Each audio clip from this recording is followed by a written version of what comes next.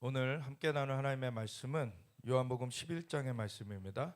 요한복음 11장. 오늘 부활주일인데 예수님의 부활에 대한 것에 대해서 그 앞서서 하나님 예표로 보여주신 사건을 좀 같이 나누길 원하는데 오늘부터 이제 새롭게 부활이요 생명이신 예수님이라는 그 주제로 같이 말씀을 나눠가고자 합니다.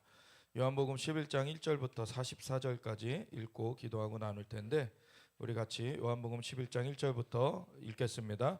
어떤 병자가 있으니 이는 마리아와 그 자매 마르다의 마을 베다니에 사는 나사로라. 이 마리아는 향유를 주께 붓고 머리털로 주의 발을 닦던 자요 병든 나사로는 그의 오라버니더라. 이에 그 누이들이 예수께 사람을 보내어 이르되 주여 보시옵소서 사랑하시는 자가 병들었나이다 하니 예수께서 들으시고 이르시되 이 병은 죽을 병이 아니라 하나님의 영광을 위함이요 하나님의 아들이 이로 말미암아 영광을 받게 하려 함이라 하시더라. 예수께서 본래 마르다와 그 동생과 나사로를 사랑하시더니 나사로가 병들었다 함을 들으시고 그 계시던 곳에 이틀을 더 유하시고 그 후에 제자들에게 이르시되 유대로 다시 가자 하시니 제자들이 말하되 라삐어 방금도 유대인들이 돌로 치려 하였는데 또 그리로 가시려 하나이까. 예수께서 대답하시되 낮이 12시간이 아니냐. 사람이 낮에 다니면 이 세상의 빛을 보므로 실족하지 아니하고 밤에 다니면 빛이 그 사람 안에 없는 고로 실족하느니라.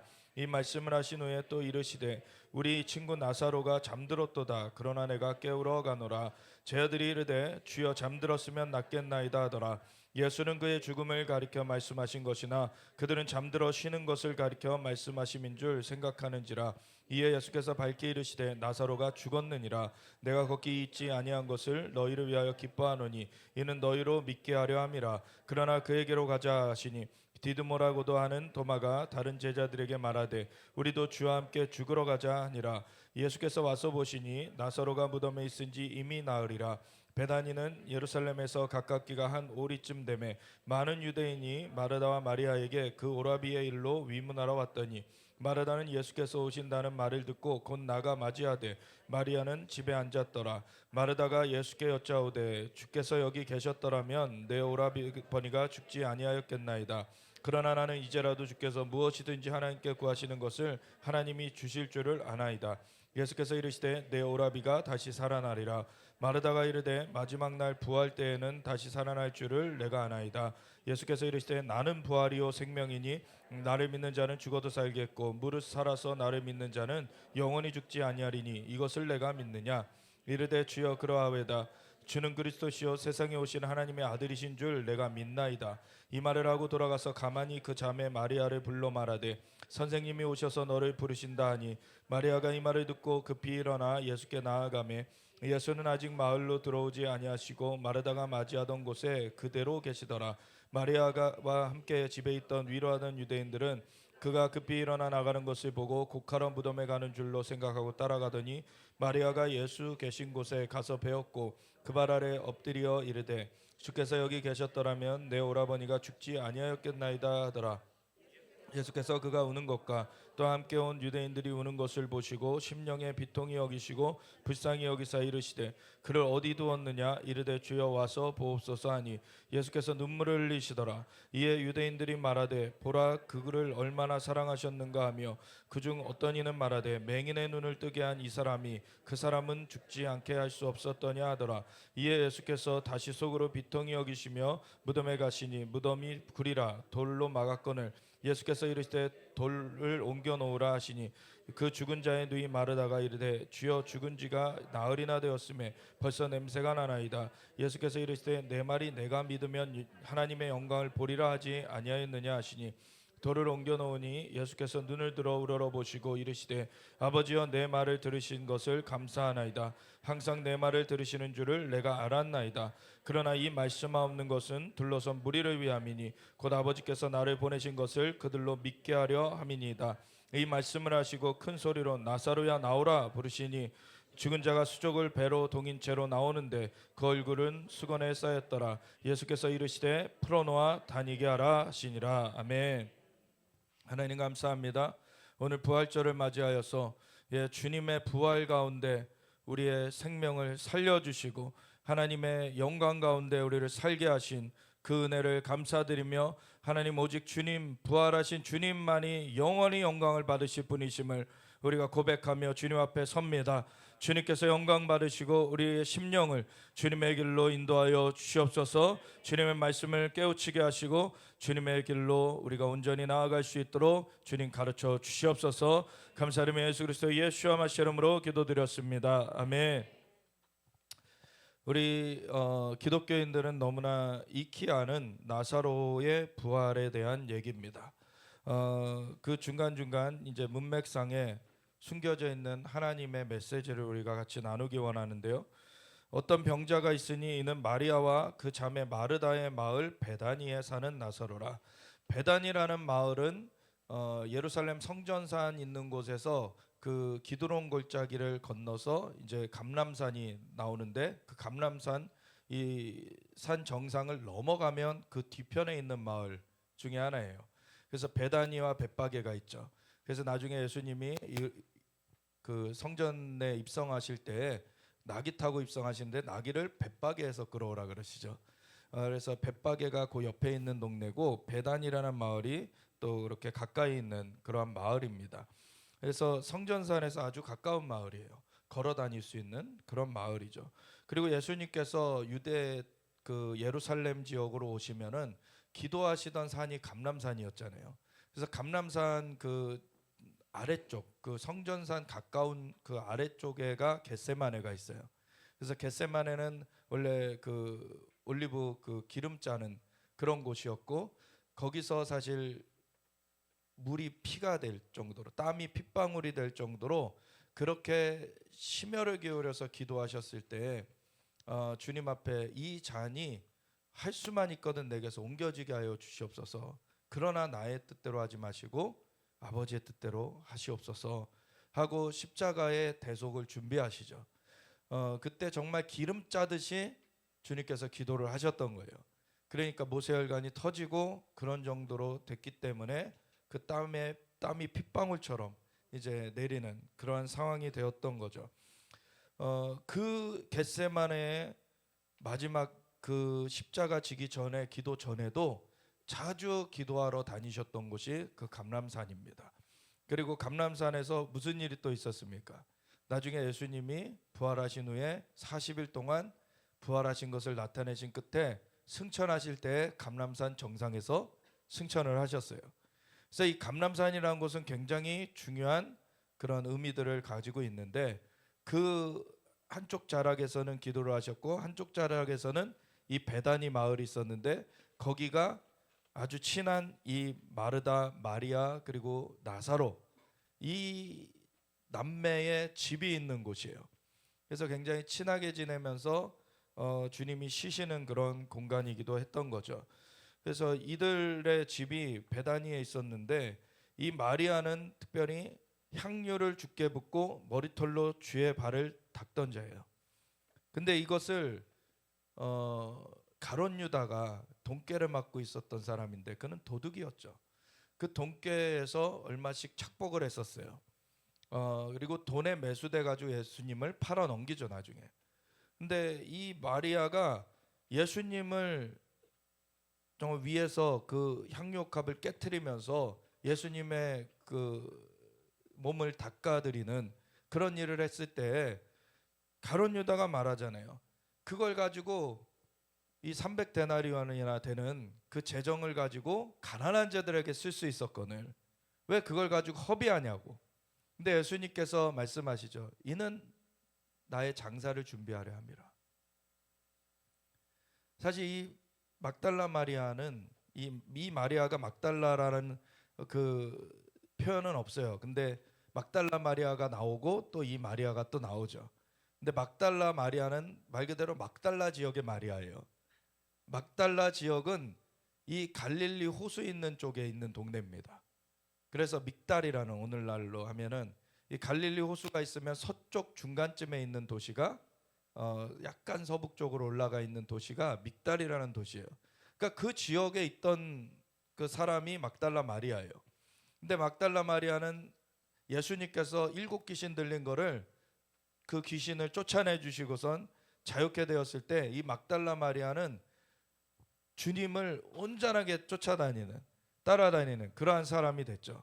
그리고 나중에 부활의 첫 증인이 됐어요. 그래서 이 막달라 마리아가 굉장한 그 위치를 갖고 있는데, 이 마리아라는 이 여인도 주님께 기름을 부었다라 그래요. 그래 막달라 마리아가 주님께 기름을 부는 게 있어요. 그래서 이 두 인물이 결국에 같은 인물일 거다라는 얘기를 하는 거죠. 그래서 막달라 지역에서 살았어서 막달라 마리아였지만 그때는 정말 음탕하게 살았고, 그래서 7 귀신이 들었어 가지고 예수님을 만났을 때 그 귀신 들린 채로 주님을 대면을 했고, 주님께서는 그 귀신을 쫓아내 주시고 자유케 해주신 그 마리아가 이제는 이사를 왔을 수 있는 거죠. 그래서 그거는 뭐 번외의 얘기인데, 어쨌든 이 마리아라는 인물이 굉장히 중요하게 이 성경에 기록들이 되어 있어요. 특별히 또 마리아가 이 기름을 주님께 붓는 그 일은 주님의 복음이 증거되는 곳에는 같이 이것도 증거될 것이다, 예수님께서 말씀하시기도 하셨죠. 그래서 이러한 귀한 그런 일을 한 그런 이름으로서 마리아가 나오는데, 그래서 이 향유를 주께 붓고 머리털로 주의 발을 닦던 자요 병든 나사로는 그의 오라버니더라. 그래서 이렇게 귀한 일을 한 이 자매, 예수님께서 아주 아낀 그러한 자매였고, 그리고 그 오라버니까지, 이 또 건니인 그 마르다까지, 이 3남매가 아주 주님께는 특별한 그런 존재들이었어요. 근데 그 중에서 나사로 오라버니가 이제 죽게 되는 그러한 상황이 됐죠. 그래서 이에 그 누이들이 예수께 사람을 보내어 이르되 주여 보시옵소서, 사랑하시는 자가 병들었나이다 하니, 이때 예수님께서 어디 계셨다라고 보여지냐면, 이 앞장인 요한복음 10장 말미에 뭐라고 되어 있냐면, 예수님께서 그 40절에 다시 요단강 저편 요한이 처음으로 침례 베풀던 곳에 가사 거기 거하시니, 그러니까 요단강 그 건너편에 계셨던 상황이라고 보여져요. 요단강 그 예수님을 침례 주기도 했던 그 침례 요한이 침례 주던 장소가 어디 쪽이냐면, 예루살렘에서 동편으로 쭉 그 예루살렘은 해발 800m가 좀 넘습니다. 그리고 저 사해 쪽은 해저 400m예요. 그러니까 한 1200m를 쭉 내리막길이에요, 사실. 그 내리막길을 쭉 내려가다가 해저 한 뭐 200m 정도 되는 곳에 여리고라는 마을이 있어요. 그래서 여리고라는 마을이 있고, 그 좀 더 지나면 이제 요단강이 나오고, 그 요단강 아래쪽이 사해입니다. 그래서 그 지역, 그 여리고 옆에 있는 지역에서 사실은 요단강이 이렇게 남북으로 길게 있는데, 그 중에서도 어느 지역이냐, 요단강 옆쪽에 있는 그 지역에서 침례 요한이 침례를 줬다라는 것이 정설이에요. 그렇게 보면은 예루살렘에서 동쪽으로 쭉 가서 여리고를 지나서 요단강을 넘어서 사실 예수님이 계셨던 거죠. 그 지역은 또 어떻게 우리가 얘기할 수 있냐면, 그 요단강을 건너다닌 그 인물이 좀 하나 생각나는 분이 있죠. 엘리야가 승천하기 전에 그 요단강 건너에 있다가 또 요단강도 넘어오고 베델에도 갔다가 뭐 다시 또 내려오고 이러면서 사실은 엘리사를 계속 어떻게 보면 시험을 해요. 엘리사, 나는 갈 테니 넌 여기 있어. 근데 엘리사가 끝까지 쫓아갑니다. 끝까지. 그리고 요단강을 넘어갈 때 그걸 네가 보면은 너한테 거기서 나를 주님께서 취하실 것인데, 하나님께서 그러면은 너한테 네가 기도했던 그 갑절의 기름 부음이 부어지는 일이 이루어질 것이다.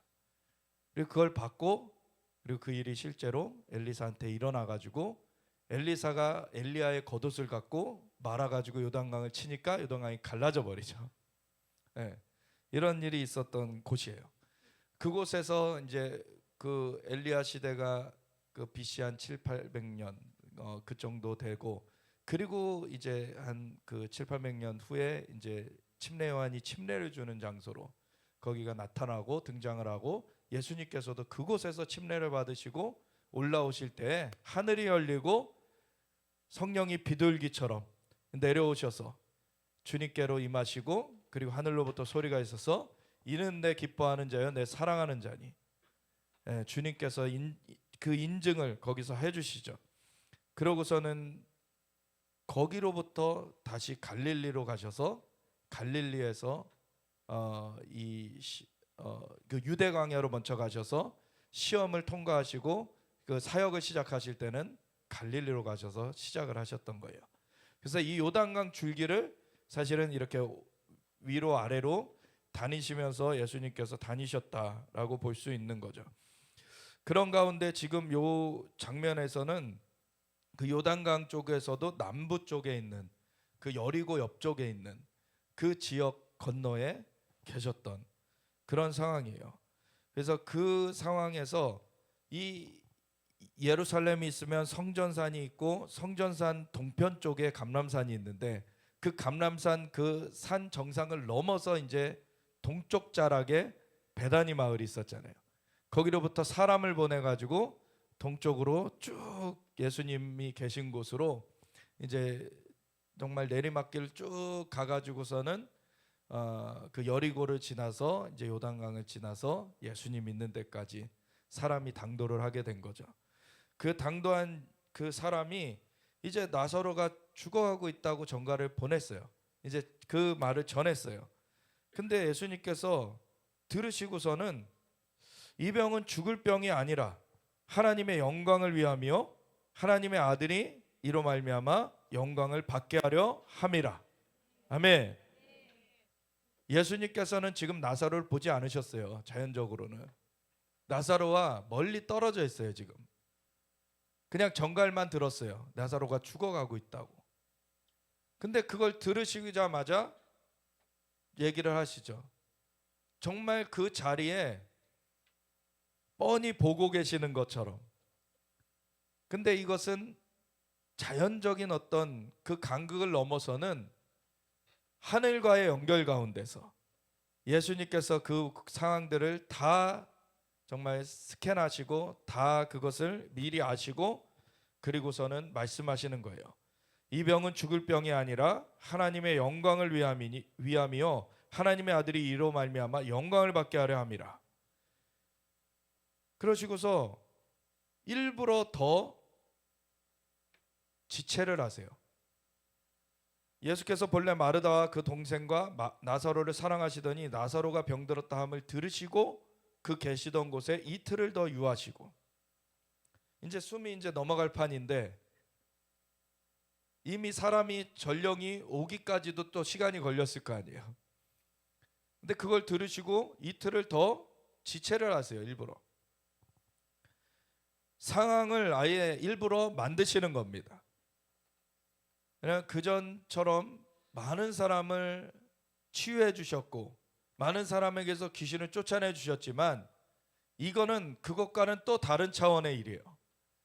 이제는 부활의 역사를 행하시는 겁니다. 사람들을 치유하는 그 차원이 아니에요 지금. 그래서 이틀을 더 유하시고 그 후에 제자들에게 이르시되 유대로 다시 가자 하시니, 거기서 다시 서편으로 이제 돌아가자고 하시는 거죠. 사실 그 동편, 그 요단강 있는 쪽, 그 여리고 옆쪽 요단강 있는 쪽은, 거기는 왜 침례 요한이 거기서 활동을 했는가? 그 아래쪽에 사해도 있거니와 사해 옆쪽으로는 유대 광야가 있는 거예요. 유대 광야에서 그 에세네파, 그 바리새파, 사두개파와는 달리 정말 순수하게 믿음을 지키려고 했던 그런 에세네파가 사실 믿음을 지키려고 세속의 그런 권력을 피해가지고 자리 잡았던 곳이 오늘날도 사해 근처에 쿰란이라는 도시, 거기 그 지역 쪽에 굴을 이렇게 이용해가지고 생활을 했어요. 그래서 그쪽에서 1947년도 이제 이스라엘이 막 재건을 준비하고 있을 때, 그때 한 양치기 목동이 양을 잃어버렸는데 양이 어디 갔나, 굴들이 이렇게 곳곳에 있으니까 굴에 무슨 사나운 짐승이라도 있으면 덜컥 들어갔다가 찢겨질 수도 있잖아요. 그러니까 먼저 돌을 던져보는 거예요. 이렇게 돌을 던져보는 거예요. 그래서 양치기가 돌을 한 구멍에다 던졌는데 쨍그랑 소리가 난 거예요. 그래서 이거 뭐지? 그러고서 들어가 봤더니 항아리가 깨져 있고 그 안에 양피지가 있었던 거죠. 그 문서가 그 유명한 쿰란 사본, 성경의 그 사본이 거기서 발견된 거죠. 그게 에세네파가 써서 남겨놓은, 보관해놨던 거예요. 그 에세네파에서 침례 요한이 나왔다라고 하는 거죠. 그래서 그 주변한 그 요단강 쪽에서 침례를 베풀기 시작했던 거고, 사람들은 그가 400년 만에 주님께서 보내신 선지자라고 이렇게 인정을 하고 따랐던 것입니다. 그런 그 지리적 배경이 있어요. 거기를 예수님께서 가 계셨는데 거기서 이제 전가를 듣고서도 이틀을 더 유하시다가 유대로 다시 가자라고, 어떻게 보면 세속을 피해서 그 에세네파가 지냈던 그런 지역이죠, 거기가. 근데 그런 지역에서 다시 세속화된 그러한 곳으로 다시 가야 되는 그러한 상황. 그때 제자들이 말하되 랍비여, 방금도 유대인들이 돌로 치려 하였는데 또 그리로 가시려 하나이까. 유대인들이 이를 가면서 예수님을 없애고자, 왜냐하면 예수님을 따르는 사람들이 점점 많아지고 있었어요. 점점 많아지고 있었고, 예수님으로 말미암아 정말 놀라운 기적들이 나타나는 것뿐 아니라 예수님의 말씀은 서기관과 바리새인들이 하는 말과 같지 않아요. 권능이 있어요. 힘이 있어요. 그러니까 사람들이 이것을 경험하니까 점점 더 많은 사람들이 따르게 되니까 자기네들의 그런 지지 기반이 이제 약화되는 것을 우려했던 이 세속화된 종교인들, 그 종교인들이 이 예수님을 사실 죽이고자 했어요. 계속 위협하고 있는 상황이었어요. 그래서 랍비여, 방금도 유대인들이 돌로 치려 하였는데 또 그리로 가시려 하나이까. 근데 예수님께서 말씀하시죠. 낮이 12시간이 아니냐. 그래서 24시간 중에 반이 낮이고 반이 밤인데 이제 낮이 12시간이 아니냐. 사람이 낮에 다니면 이 세상의 빛을 봄으로 실족하지 아니하고 밤에 다니면 빛이 그 사람 안에 없는 거로 실족하느니라. 이게 무슨 말일까요? 유대인들이 돌로 치려고 하는 그 상황에 대한 답변을 갑자기 낮이 12시간인데 낮에 다니면은 빛을 봄으로 실족치 아니하고 밤에 다니면 빛이 그 사람 안에 없는 거로 실족한다.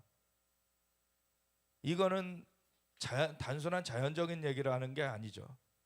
예수님께서는 이제 그 나사로가 죽어간다는 전가를 받으셨을 때 이미 하늘에서 하나님께서 이 부활을 준비하고 계시다는 걸 보셨어요. 예수님 위에는 열린 하늘문이 있었습니다. 그래서 그 열린 하늘문 가운데 사는 사람들은 빛 가운데 사는 거예요.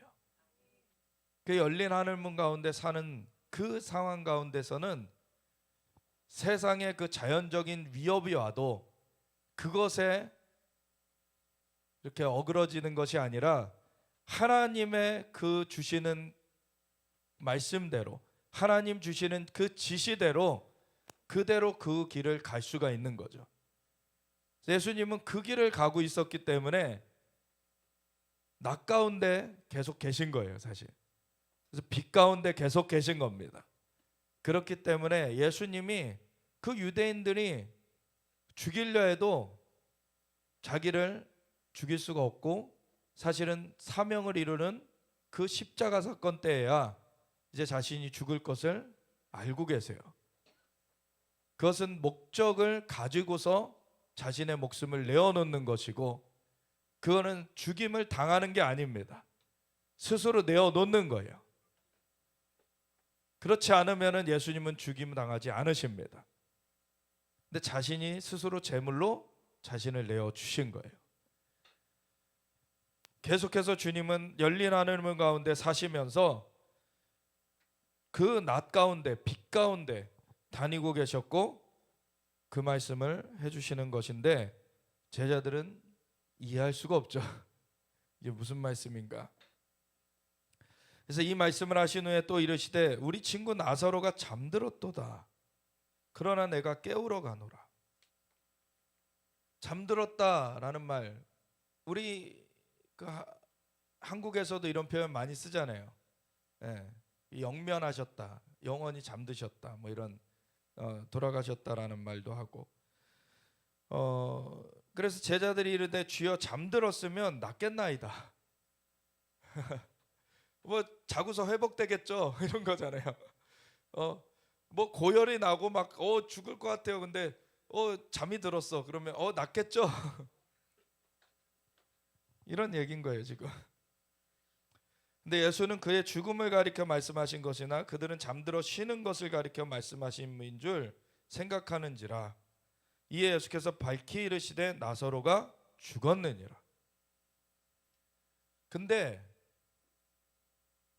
이어지는 말씀을 보면 내가 거기 있지 아니한 것을 너희를 위하여 기뻐하노니 이는 너희로 믿게 하려 함이라. 그러나 그에게로 가자 하시니라고 하면서 이제 가시는데, 나사로가 잠들었다 하신 거를 제자들이 그러면 깨어나겠죠. 그러면 낫겠죠. 그러니까 그게 아니라 죽었느니라 라고 다시 그것을 알려줬는데, 이걸 좀 생각해 보세요. 예수님은 지금 열린 하늘 가운데 계십니다. 그리고 나사로가 이제 부활될 걸 보고 있어요. 그리고 사람이 죽는다는 거는 호흡이 끝나는 거죠. 그러면은 몸을 영혼이 떠나게 돼요. 영혼이 몸을 떠나게 돼요. 그렇다고 영혼이 없어지는 게 아닙니다. 영혼이 소멸되는 것이 아니에요. 그러면 영혼이 예수님 안에서는 천국으로 올라가고 예수님 밖에서는 이제 지옥으로 떨어지게 되는데, 이 나사로는 예수님과 함께하는 자였죠. 하나님 나라로 가는 자예요. 천국으로 가는 자예요. 우리가 죽는다는 것을 우리 인간의 편에서 자연적인 것에서만 보면은 이거는 영원한 결별, 영원한 어떤 단절 이렇게 생각되지만, 사실은 그 영원의 세계에서 보면은 그냥 이 땅에서 유한한 몸을 입고 살다가 몸을 벗고 영원의 세계로 이제 완전히 이주하는 거예요, 사실. 예수님이 열린 하늘 가운데서 볼 때에는 이건 그냥 자는 것과 똑같아요, 사실. 자는 것과 똑같은데 사람의 편에서 볼 때에는 죽은 거죠. 이건 죽은 거예요. 왜냐하면 이가 다시 부활되는 게 잠에서 깨어나는 것 같아요. 하나님 편에서 볼 때에는 잠에서 깨어나는 거나 이 생명이 숨을 거뒀다가 다시 살아나는 거나 다를 바 없습니다, 사실. 근데 사람의 편에서 보면은 자고 깨는 거는 너무나 자연스러운 일이지만 죽는 것은 이제 그 삶이 이 땅에서는 이제 마감하는, 이제 단절을 의미하게 되죠. 그래서 이 부활이라는 거를 생각하지 않으면 사실 인간이 생각하는 것 그걸로 끝나요. 그냥 거기서 이제 이 세상의 삶은 끝나는 거죠. 근데 예수님은 이 부활, 하나님께서 부활시키실 것을 아시기 때문에 이거 자다가 깨는 것과 같은 거예요. 좀 생각보다 길게 잔 거죠. 네. 그래서 나사로가 잠들었다라고도 말씀하셨지만 사람의 표현으로는 죽은 거예요. 근데 내가 거기 있지 아니한 것을 너희를 위하여 기뻐하노니 이는 너희로 믿게 하려 함이라. 인간의 편에서 보면은 이 죽음이라는 것이 영원한 결별의 어떤 선인데, 근데 예수님은 열린 하늘 가운데서 보시면 이 죽음은 끝이 아니에요. 죽음 이후에도 영원히 살아서 하나님 앞에 거하게 되는 그 구원 얻은 백성들의 삶이 있고요. 그리고 그 구원 얻은 백성들 가운데서 또 예수님이 이렇게 부활시키시는, 이 나사로가 이렇게 부활된 거는 이 호흡이 끊어졌다가 다시 돌아왔잖아요. 우리 예수님 믿는 사람들이 마지막 날에 많은 사람들이 순교하게 될 거예요. 순교를 하지 않더라도 이제 믿음을 지키고 끝까지 살아남은 사람들도 승리자인데, 근데 순교한 사람들을 보면은 마지막 날 예수님이 다시 오실 때 그들을 부활시키시죠. 다시 일어나게 하세요. 이 나사로는 3일을 잤다가 일어난 거고, 다른 순교한 사람은 더 오래 잤다가 일어나게 되는 그런 차이가 있는 거예요.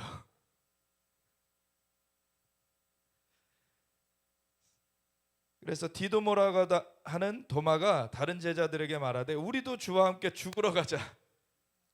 왜냐면 저기서는 우리를 죽이려고 했는데 다시 거기 나사로가 이미 죽었고, 그런데 이미 죽은 나사로 보러 우리도 죽이려고 하는 그 현장으로 우리가 가야 된다니,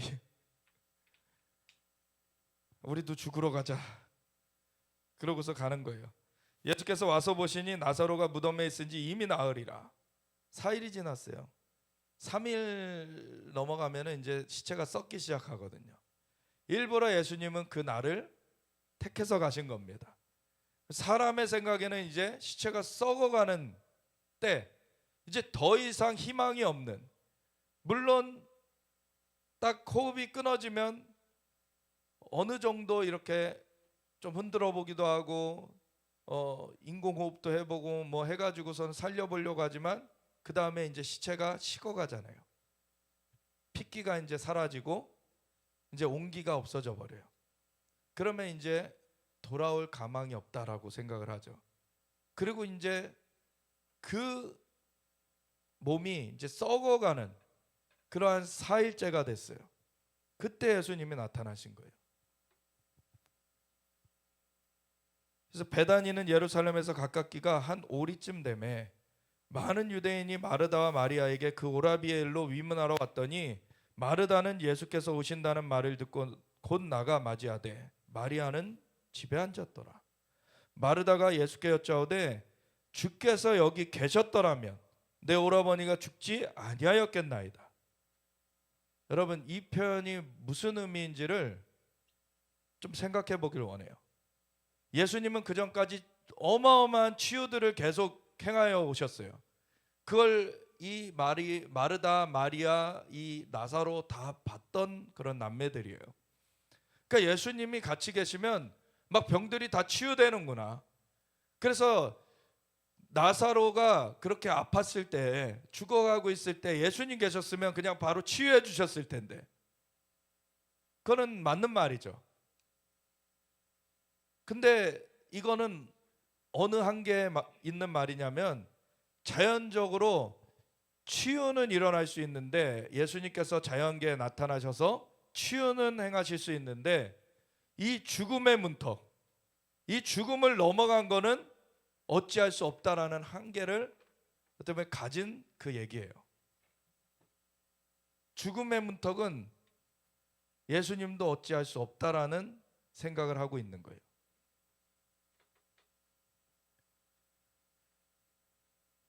그러나 나는 이제라도 주께서 무엇이든지 하나님께 구하시는 것을 하나님이 주실 줄을 아나이다 라고 주님을 믿는 그 믿음의 말을 했지만, 이거는 부활을 생각한 얘기가 아니에요. 사실 그 뒤에 바로 예수님께서 이르시되 내 오라비가 다시 살아나리라. 그랬더니 뭐라 그러니까 마르다가 이르되 마지막 날 부활 때에는 다시 살아날 줄을 내가 아나이다. 네. 마지막 날 부활이 있을 것은 이 초대 성도들도 알고 있었어요. 예수님이 가르쳐 주셨죠. 그리고 그런 그 믿음이 이들 가운데 있었지만 예수님이 지금 현장에 와 계시잖아요. 예수님이 현장에 계셨으면은 죽지 않았을 것인데, 근데 지금 예수님이 현장에 계시고 네 오라비가 살아날 거야 하는데 그거는 아직 못 믿는 거예요. 예수님이 현장에 계시면 죽은 자도 살리시는 거예요. 병자들만 고치실 수 있는 주님이 아니십니다. 예수님은 근본적으로 생명을 살리시는 분이세요. 부활을 시키시는 그 주님. 그래서 예수께서 이르시되 나는 부활이요 생명이니 나를 믿는 자는 죽어도 살겠고, 그래서 바로 이렇게 부활시키시는 경우도 있지만 또 마침내 그 예수님 다시 오시면 결국에 예수님 믿고 순교한 사람들은 다 부활시키시는 그때가 오죠. 그래서 뭐 바로 부활시키실지 아니면 예수님이 다시 오실 때 부활시키실지 그런 차이만 있지, 주님은 어쨌든 예수님 안에 있는 그 성도들을 주님은 부활시키십니다. 근데 그 전에 무릇 살아서 나를 믿는 자는 영원히 죽지 아니하리니 이것을 내가 믿느냐, 이게 또 더해져 있어요. 말이 살아서 나를 믿는 자, 그는 육신의 호흡이 있는 동안에 예수님을 영접한 자, 그 자는 영원히 죽지 않는데요. 그의 육신의 죽음이 없다는 얘기가 아니죠. 그 영혼은 영원한 생명을 누리게 된다는 거예요. 그래서 예수님은 우리의 영도 거듭나게 하셔서 영원한 생명 가운데 지금 들이셨을 뿐만 아니라 우리의 영을 살리신 하나님이 우리의 영과 더불어 이 주님이 다시 오실 때 우리의 죽을 몸도 다시 살리시리라. 아멘.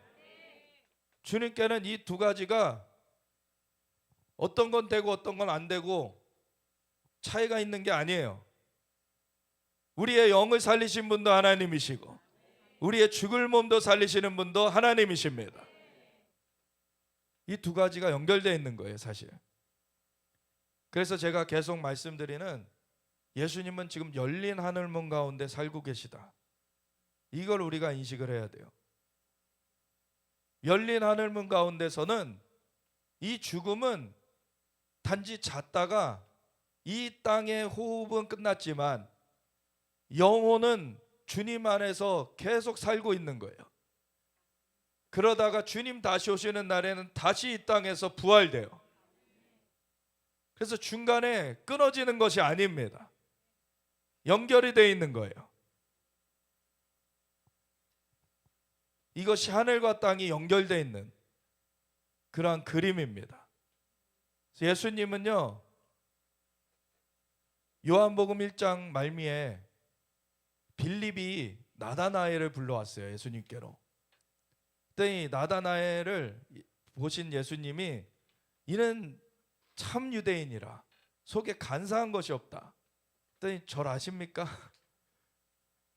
그랬더니 네가 여기 오기 전에 무화과나무 아래 있을 때 내가 보았다. 깜짝 놀라죠. 예수님은 열린 하늘 가운데서 그걸 보고 계셨었어요. 그러니까 이 나다나엘이 선지자로서이다 라고 고백을 해요.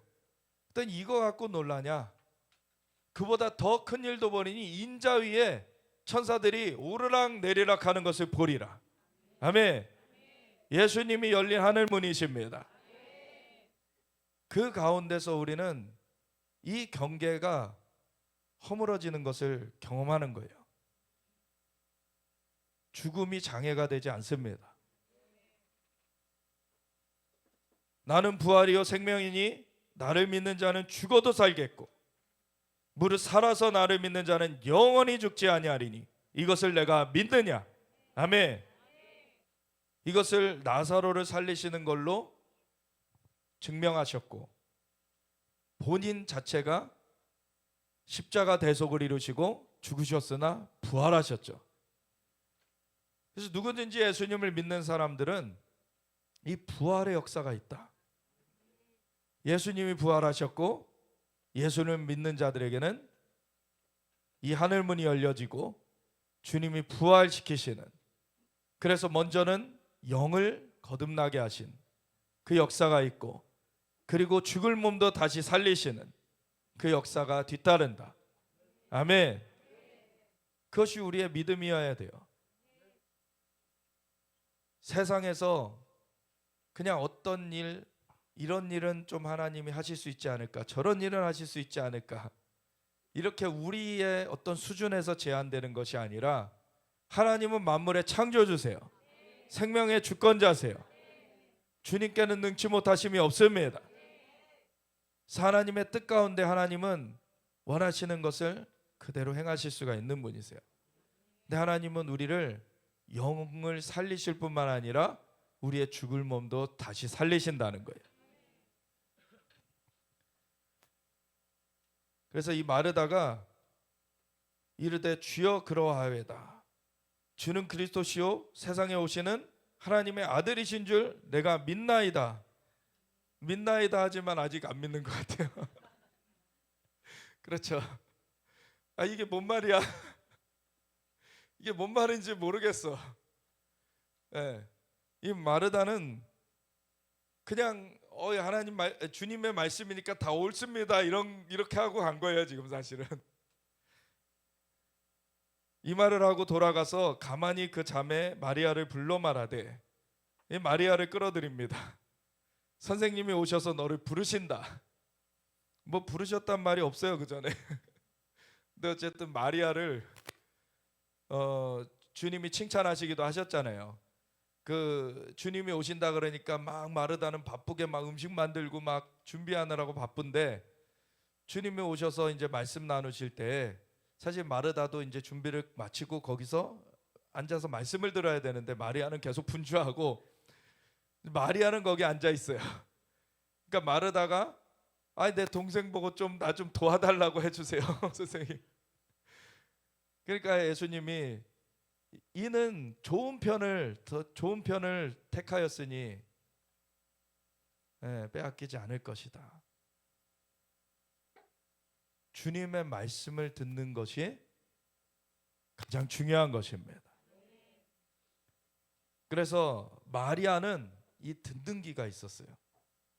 마르다도 참 좋은 사람이었지만 듣는 귀가 둔했던 거예요.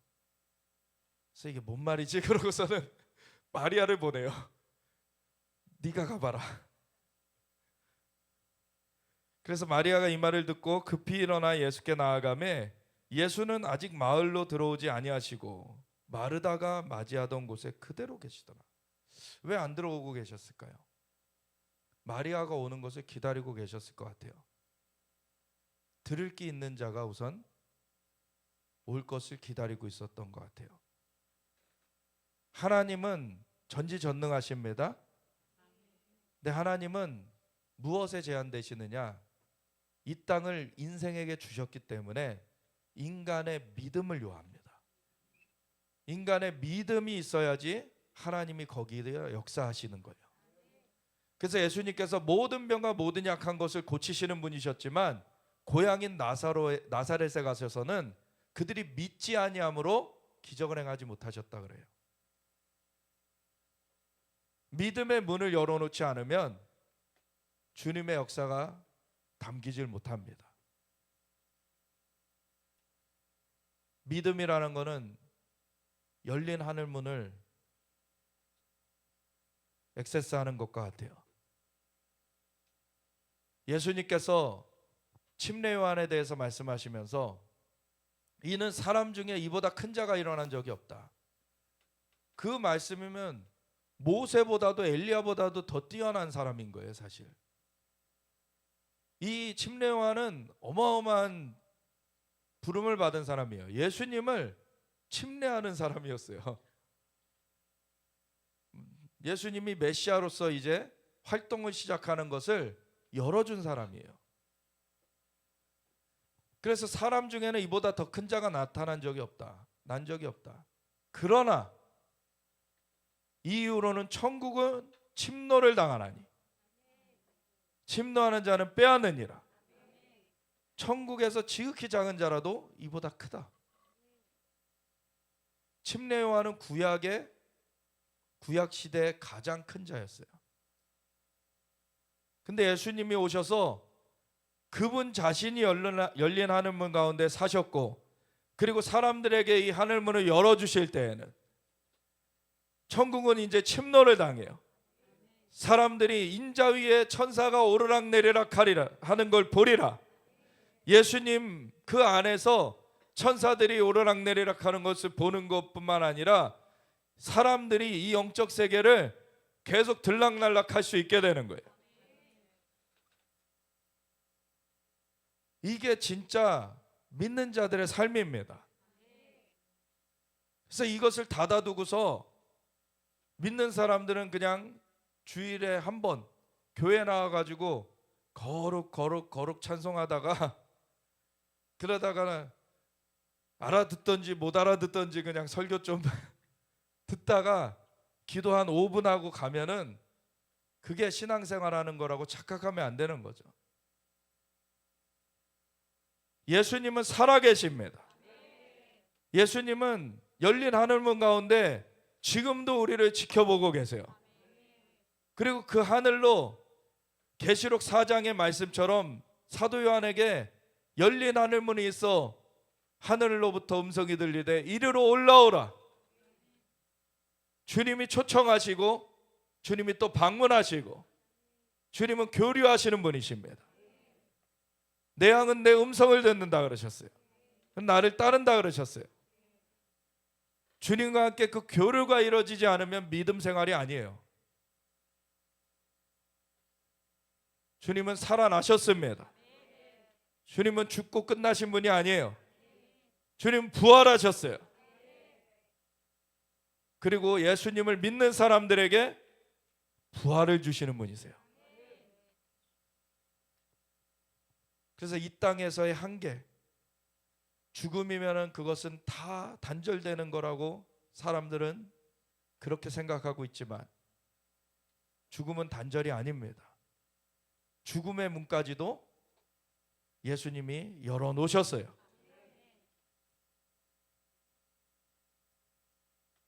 나를 믿는 자는 죽어도 살겠고 무릇 살아서 나를 믿는 자는 영원히 죽지 아니하리라. 이것을 내가 믿느냐? 우리 마음에 진짜 이것을 믿고 있는지, 이것을 진짜 믿는다면요 세상에 넘지 못할 장애가 없어요. 죽음의 문까지도 예수님이 다 열어 제쳐 놓으셨는데 이 땅에서 뭐가 장애가 되겠습니까? 마지막 때에 아무리 적그리스도가 죽음의 위협을 가한다 해도 나 자면 돼, 그냥 자면 돼. 그렇죠. 죽음은 위협이 안 돼요. 그러니까 스데반이 웃었던 거예요. 스데반은 그 믿음 가운데 살았기 때문에 예수님이 하늘에 서 계신 걸 봤잖아요. 열린 하늘문 가운데 봤어요. 그 열린 하늘문 가운데 살았기 때문에 이 죽음에 두려워하지 않았습니다.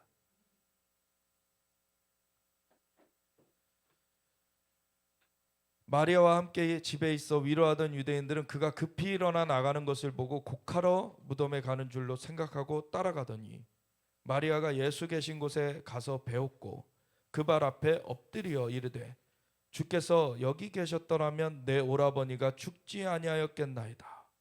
사실 마리아가 말한 거나 마르다가 말한 거나 똑같아요. 근데 그거 자체가 틀린 건 아니었어요. 주님께서 함께 계셨으면 죽지 않았을 것이 맞잖아요. 근데 이 마리아와 마르다의 차이점이 있어요. 마르다는 앞서 그런 얘기를 하죠. 이제라도 주께서 하나님께 구하시면 무엇이라도 하나님께서 들으실 줄 아나이다. 이렇게 얘기를 해요. 그러니까 뭔가가 일이 일어나는 것, 그거에 초점이 있어요. 마르다는 부활 자체는 아직 믿지를 못하고. 근데 예수님은 뭐라고 말씀하셨어요? 나는 부활이요 생명이. 예수님이 부활이요 생명입니다. 예수님이 키예요. 마리아는 예수님께 집중을 하는 자예요. 아직 예수님이 어떻게 하실지는 몰라요. 그렇지만 마리아는 예수님께서 뭘 하시는 거에 초점이 맞춰져 있는 사람이 아니라 예수님 자신의 초점이 맞춰져 있는 사람이에요. 이게 예수님의 마음을 움직이는 거예요. 그래서 예수께서 그가 우는 것과 또 함께 온 유대인들이 우는 것을 보시고 심령에 비통히 여기시고 불쌍히 여기사. 왜 똑같은 말을 했는데 마르다가 말한 것에는 다르게 반응하시고 마리아에게 말한 것에는 이렇게 심령에 비통히 여기시면서 이르시되 그를 어디 두었느냐 이르되 주여 와서 보옵소서. 그러니까 예수님을 영접한 거예요. 마리아는.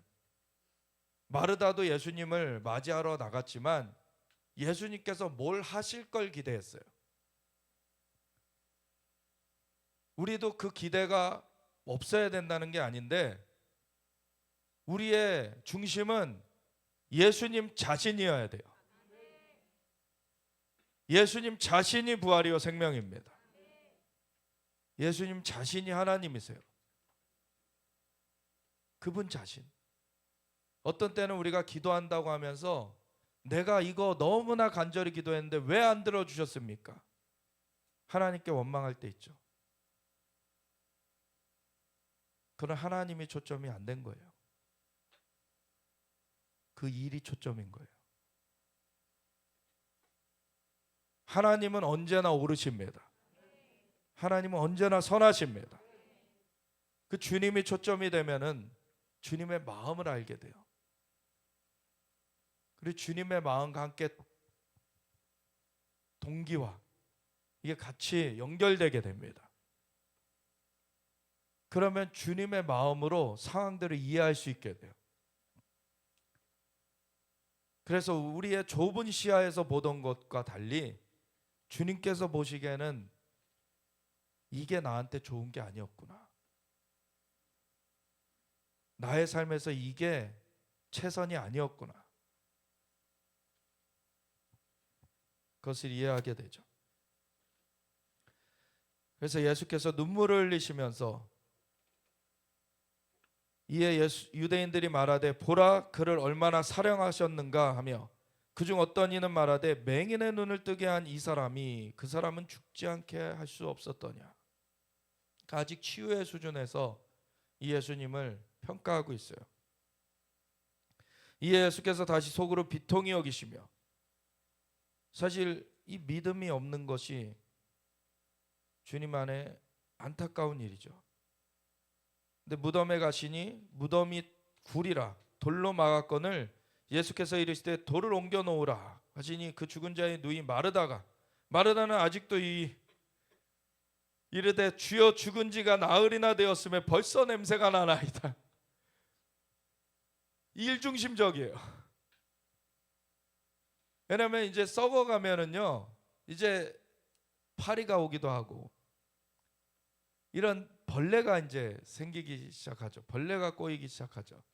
그러면 굴 열었다가 벌레들 나오는 그런 상황이 될 수도 있고. 그러니까 일 중심적인 사람들의 사고.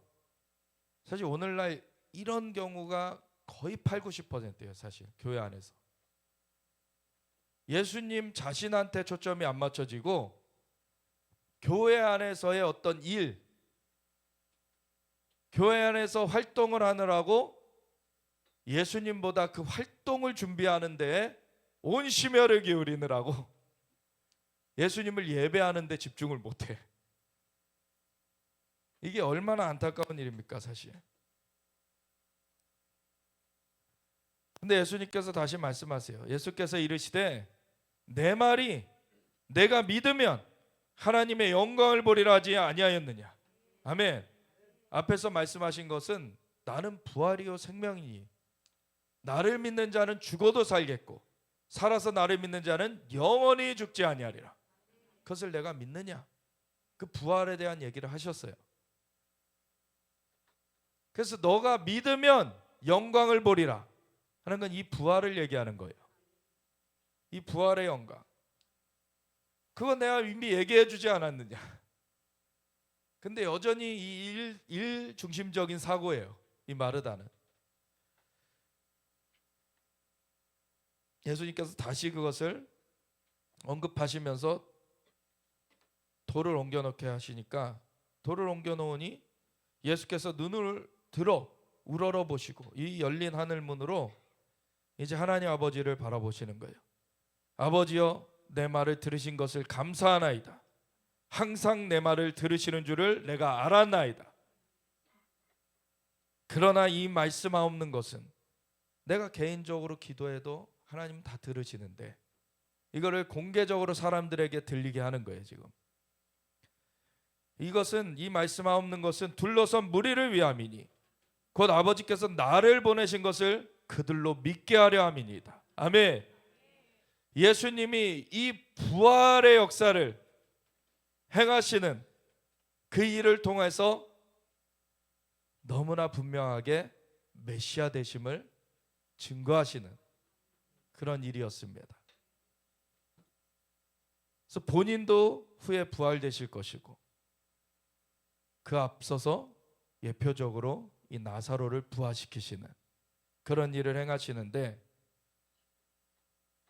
예수님께서 십자가 지시기 전에 3번이나 자기가 죽었다 부활하실 것이라고 제자들에게 얘기를 다 해줬어요.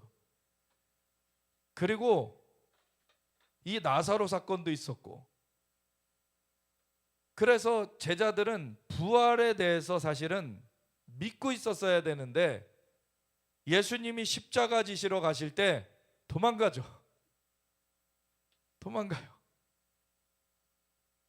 그리고 예수님이 부활하셨다는 것을 안 믿으려고 해요, 나중에. 근데 예수님이 나타나시죠. 그 두려워 떨고 그 문을 잠가 놓은 그 집안에 벽을 뚫고 나타나세요. 그냥 벽을 통과해서. 그래서 샬롬, 평강이 있을지어다. 주님이 부활하셔서 제자들에게 나타나십니다. 그리고 나중에 갈릴리에서 나타나셨을 때에는 너희 물고기 잡은 것 좀 가져와 봐라. 그거 구워가지고 주시고 드시면서, 주님은 그냥 영으로 나타나신 게 아니라는 것을 증거하셨어요. 부활의 몸을 가지고 지금 나타나셨다라는 것을 제자들에게 다 친절하게 알려주셨어요. 예수님은 계속, 주님이 사람들에게 무엇을 하셨느냐, 이 부활에 대해서 믿게 하시려고, 계속 이걸 믿게 하시려고 나사로를 살리시는 일을 하시기도 하고, 나 십자가 지고 죽을 것이지만 살아날 거야 계속 말씀해 주시기도 하고, 그 중에 하나는 언제 일어납니까? 가이사랴 빌립보가 가지고 사람들이 날 누구라 하느냐, 더러는 예레미야요, 뭐 엘리야요, 뭐 이렇게 얘기합니다. 그랬더니 너희는 날 누구라 하느냐, 그랬더니 베드로가 주는 그리스도시요 살아계신 하나님의 아들이시니이다. 정답을 딱 말했어요. 잘하였다. 바요나 시몬아, 내가 복이 있도다. 이를 내게 알게 하는 이는 혈육이 아니요 천부께서. 지금 순간적으로 그 열린 하늘문에 계시가 임했던 거예요. 베드로에게 바박 왔는데, 그 다음에 예수님께서 나 이제 십자가 지고 3일 만에 이제 살아날 거야. 그리마옵소서. 이 죽는 것은 잠들었다가 다시 일어나는 것과 같아요. 주님 앞에. 만물을 창조하신 하나님이십니다. 생명을 부여하신 분이세요. 죽음이 하나님을 제약할 수 없어요. 이 예수님이 그래서 나 십자가 졌다가 부활할 거야 라고 했는데, 그리 마옵소서. 그거 없으면 구원이 없는데, 대속을 못 하는데, 열린 하늘문을 우리에게 주실 수가 없는데, 우리의 죄가 대속이 돼야지 하나님과 우리 사이에 막힘이 없어져요. 그래야 열린 하늘문 가운데 우리가 살 수 있게 되는 거죠. 그리고 예수님은 죄가 없으시기 때문에 죽은 가운데 부활하십니다. 다시. 그리고 하늘로 승천하시죠. 그리고 하늘로부터 성령을 부어주셨어요. 하늘과 땅이 연결된 거예요. 인자 위에 천사들이 오르락 내리락 하는 것을 보리라. 그거 하시러 오셨는데 그리 마옵소서. 사탄아 물러가라. 너는 하나님의 일을 멈추려는 자로다. 이 열린 하늘문을, 그것을 초점을 맞추고 주님 안에서 우리가 나아가야 되는데, 베드로가 잠깐 그 열린 하늘문을 맛봤고 정답을 주는 그리스도시요 살아계신 하나님의 아들이시니다, 이건 천부께서 알게 한 거야, 칭찬을 받았는데 금방 또 그것을 싹 잊어버렸어요. 인간의 생각이 앞서버린 거예요. 그냥 우리가 신앙생활을 할 때 우리 생각으로 하는 게 아닙니다. 하나님께서 하늘 문을 열어주시고 성령을 보내주셨어요. 성령님께서 우리와 함께하고 계십니다. 그래서 우리를 인도해 가고 계세요. 주님이 부활이요 생명이십니다. 주님을 믿는 자들은 죽어도 살겠고 무릇 살아서 주를 믿는 자는 영원히 죽지 아니하리라. 우리의 영혼이 주님과 함께 영원한 생명으로 지금 살아가고 있는 것입니다.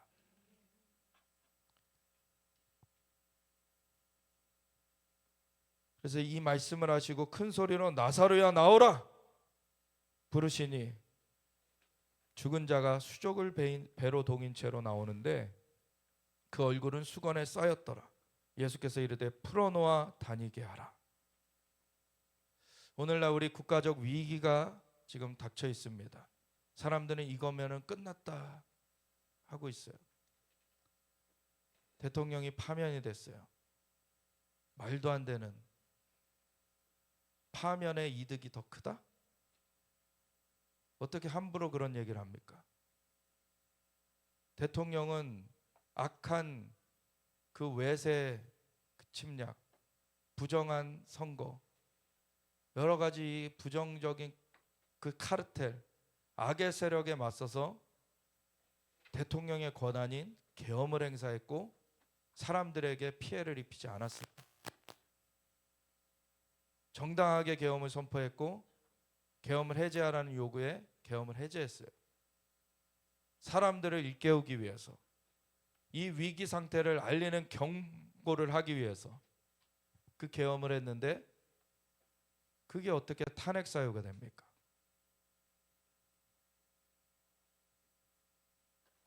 예를 들어 이런 거예요. 의사가 환자를 보니까 암이 몸에 다 퍼졌어. 그래서 지금 암덩어리가 몸에 다 퍼져서 죽게 생겼습니다. 지금 긴급 조치를 안 하면 이건 당장 죽습니다. 이렇게 알렸더니 그 의사를 잘라버린 거예요. 이런 거예요 지금.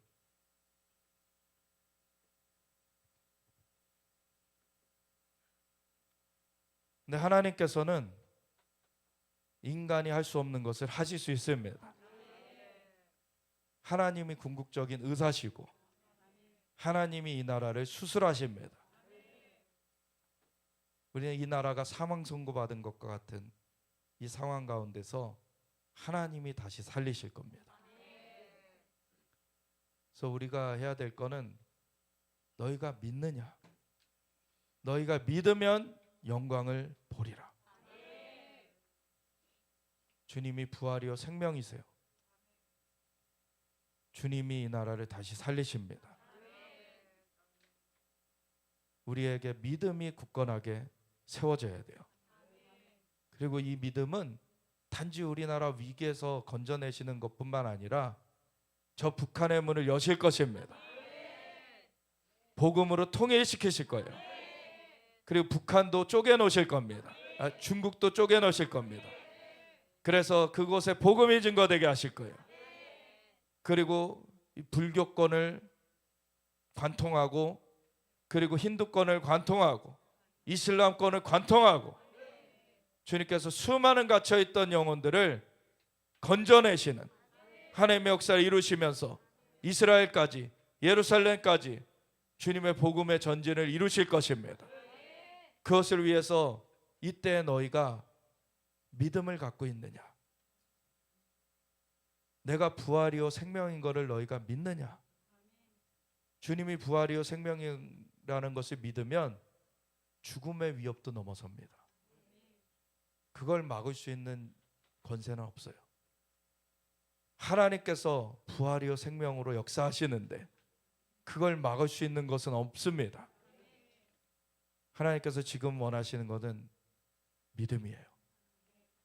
하나님, 우리가 그 믿음을 취하겠습니다.